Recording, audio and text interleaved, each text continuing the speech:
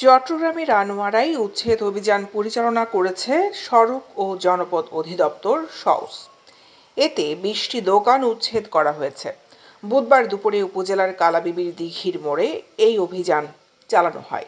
অভিযান চালান আনোয়ারা উপজেলার সহকারী কমিশনার ভূমি হুসাইন মোহাম্মদ।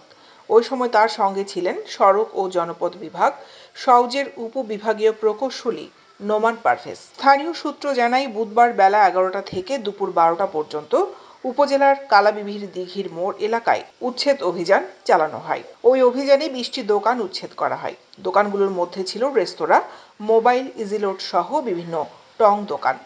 সওজের উপবিভাগীয় প্রকৌশলী নোমান পারভেজ বলেন, আমরা বুধবার ২০টির মতো দোকান ও স্থাপনা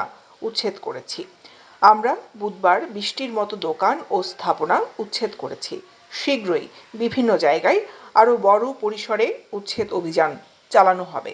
আজকে আমরা সড়ক ও জনপথ অধিদপ্তর থেকে উচ্ছেদ অভিযানের কার্যক্রম চলমান আছে এবং ভবিষ্যতে আরো আমরা